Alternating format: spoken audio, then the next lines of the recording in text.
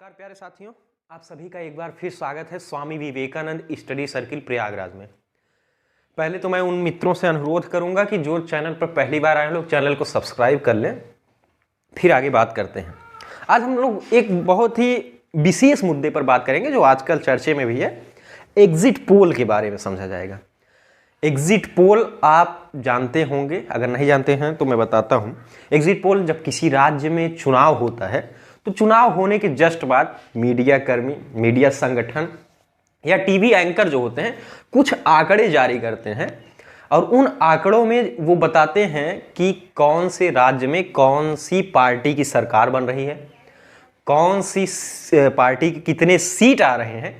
वो सब सारी चीजें जो है एग्जिट पोल के माध्यम से टीवी एंकर्स, मीडिया संगठन, पेपर वगैरह में आप देखते होंगे, ये सब सारी जो आंकड़े होते हैं जारी किए जाते हैं।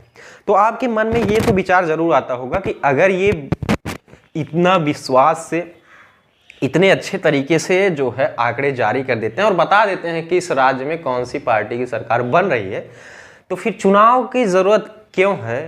क्या जरूरत है चुनाव करने की? सर्वे से ही ये सब काम कर देना चाहिए। आपके मन में ये भी विचार आता होगा कि आखिर इनको पता कैसे चलता है, किस प्रकार से ये सर्वे करते हैं और क्या संविधान में इसका कोई प्रावधान है, संविधान अधिकार देता है? इससे जुड़े कुछ मुद्दे, विवादित मुद्दे, वो सब भी हम लोग यहाँ पर चर्चे में लेके आएंगे। और क्या किसी राजनीतिक पार्टी को या फिर चुनाव आयोग को इससे कोई समस्या है, कोई कानून भी है, वो सब सारी चीजें यहाँ पर हम लोग देखेंगे। सबसे पहले बात कर लेते हैं एग्जिट पोल कैसे निकालते हैं। एग्जिट पोल जो होता है, आप देखते हैं जब चुनाव हो जाएगा, इसके पीछे भी बहुत सारे कानून हैं, उन कानूनों को भी देखेंगे। सुप्रीम कोर्ट में भी मामला गया था, वो सब सारी चीजें। देखिए दोस्तों, जिस राज्य में चुनाव होना है उस राज्य में मीडिया संगठन के द्वारा कई सारी टीमें भेजी जाती हैं सर्वेक्षण के लिए। अब वो सर्वेक्षण कई प्रकार से होते हैं।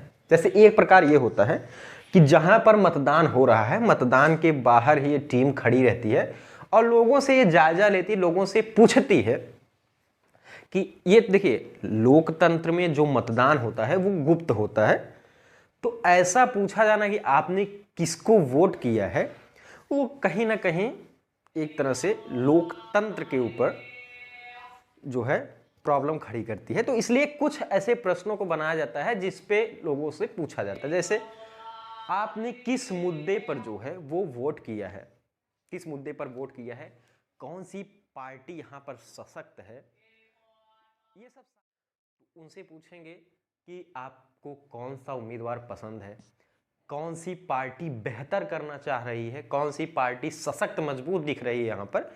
ऐसे सारे बहुत सारे प्रश्नों को पूछते हैं, उससे उनको पता लगता है कि कितना एवरेज, कितने परसेंट वोटर जो हैं किस पार्टी के लगभग जो है समीप दिख रहे हैं। एक तो ये सर्वेक्षण हो गया। सर्वेक्षण होता है चुनाव से पहले भी टीम निकलती हैं, हर जगह पे एक तरह से कैंप लगाती हैं, वहाँ पे लोग जुड़ते हैं, अपने मुद्दे रखते हैं, कौन सा मुद्दा ज़्यादा भारी है, इन सब सारे एक तरह से सर्वेक्षण से, सर्वे से ये पता लग पाता है और उस अनुमान से जो है वो टीवी पर प्रसारित करते हैं। लेकिन कब प्रसारित करेंगे इसका भी हम लोग यहाँ पर बात करेंगे। देखिए, सबसे पहले जब देश में दूसरा लोकसभा का चुनाव 1957 में हो रहा था, पहला 1952 में हुआ, उसके 5 साल बाद दूसरा जो लोकसभा का आम चुनाव हुआ, तो उस समय ये भारत में एग्जिट पोल का एक तरह से कॉन्सेप्ट आया। भारत में क्या हुआ दोस्तों, 1957 में Indian institute of public opinion के द्वारा एग्जिट पोल जो है वो प्रसारित किए गए, बताए गए।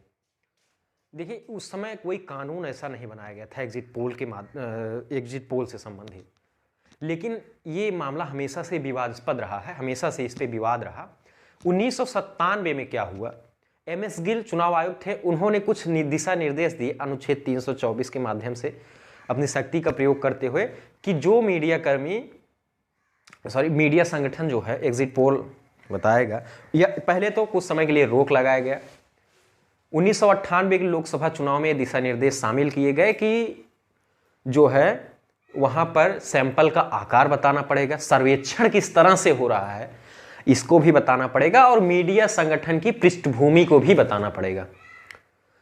इससे क्या हुआ, मीडिया कर्मियों में कुछ एक तरह से क्या हुआ, सहमति नहीं हुई, और जो चुनाव आयोग ने किया था वो सर्वसम्मति से किया, सभी राजनीतिक पार्टियों से मंत्रणा की थी, सभी राजनीतिक पार्टी जो है वो सहमत थे, लेकिन मीडिया कर्मी खुश नहीं थे। तो मीडिया कर्मी क्या किए, सुप्रीम कोर्ट गए, और सुप्रीम कोर्ट ने कहा कि संविधान में इन दिशा निर्देशों को बनाने की शक्ति इलेक्शन कमीशन के पास नहीं है, और उसने इसको क्या कर दिया, अवैधानिक घोषित कर दिया। और फिर क्या हुआ दोस्तों, अगर संविधान में कुछ करवाना है, संविधान में संशोधन करवाना है, तो इसके बाद क्या करना पड़ेगा, संसद के पास ये शक्ति होती है कि संविधान में कुछ हेर फेर करे, संशोधन करे। तो इलेक्शन कमीशन ने 2004 में कानून मंत्रालय के पास एक प्रस्ताव भेजा, कानून मंत्रालय के पास एक प्रस्ताव भेजा 2004 में। उस प्रस्ताव में क्या हुआ साथियों, प्रतिनिधित्व अधिनियम में संसद क्या करे, संशोधन करे, क्योंकि सुप्रीम कोर्ट ने ये कह दिया था कि इलेक्शन कमीशन के पास ये अधिकार नहीं, कहीं संविधान में ये चीज नहीं दी गई है। तो अब करना यही पड़ेगा कि संविधान में संशोधन करे संसद, तब जाके इलेक्शन कमीशन के पास वो पावर आएगी और रोक लगा सकेगा। 2004 में कानून मंत्रालय के पास जनप्रतिनिधित्व अधिनियम में संशोधन करने की सिफारिश की गई इलेक्शन कमीशन के द्वारा, और सभी पार्टियों को ये मंजूर भी था, सभी पार्टियों का समर्थन मिला। और जनप्रतिनिधित्व अधिनियम में क्या हुआ, एक धारा जोड़ी गई 26A, और 26A जोड़कर एग्जिट पोल पर पूर्ण रूप से प्रतिबंध लगा दिया गया, रोक लगा दी गई।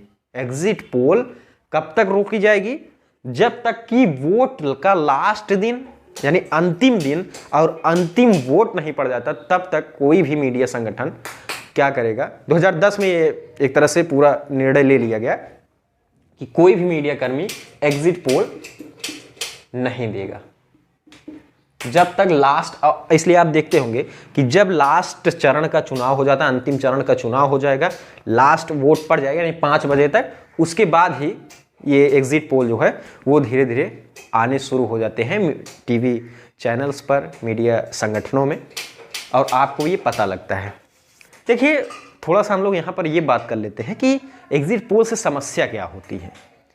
एग्जिट पोल से इलेक्शन कमीशन को बहुत सारी समस्याओं को झेलना पड़ रहा था, क्योंकि एग्जिट पोल से मतदाता काफ़ी प्रभावित होते हैं। आप एक बार विचार करिए कि अगर आपके क्षेत्र में भी चुनाव नहीं हुआ, किसी क्षेत्र में एग्जिट पोल आ रहे हैं कि ये पार्टी जीत रही, पार्टी ए को अधिक सीट मिल रही है, तो मतदाता पर प्रभाव पड़ेगा कि भैया पार्टी ए जीत ही रही है, तो क्यों ना हम भी उसी पार्टी को वोट दें, अपना वोट क्यों खराब करें। इससे प्रॉब्लम हो सकती है। तो लोकतंत्र का कहीं ना कहीं वो जो मजबूती है उस पर प्रहार करने की बात अपना निर्णय स्वयं नहीं ले पाएंगे। और एक चीज और आप देखेंगे कि जो मीडिया संगठन होते हैं किसी ना किसी पार्टी से अटैच्ड होते हैं, तो यहां पर ये संभावना होती है कि जिस पार्टी से वो अटैच होंगे एग्जिट पोल में कहीं ना कहीं उस पार्टी का असर आपको देखने को मिलेगा। दूसरी ये बहुत बड़ी समस्या वहां पर थी। तो ये सब सारी चीजों को ध्यान में रखते हुए संविधान में संशोधन करके जोड़ा गया, और उसके बाद 2010 के बाद ये अंतिम रूप से निर्णय ले लिया गया। तो एग्जिट पोल अब चुनाव के लास्ट वोट डालने के बाद ही आया करते हैं। सर्वेक्षण की प्रक्रिया मैंने आपको बताई थी, तो मैं उम्मीद करता हूं आपको सही से समझ में आया होगा। और जो भी हमारे मित्र चैनल पर पहली बार विजिट कर रहे हैं, पहुंच रहे हैं, चैनल को सब्सक्राइब कर लें ताकि आपको नोटिफिकेशन जो है वो मिल सके और आप वीडियो से जानकारियों को प्राप्त कर सके। आप सभी का बहुत बहुत धन्यवाद। मिलते हैं अगली वीडियो में।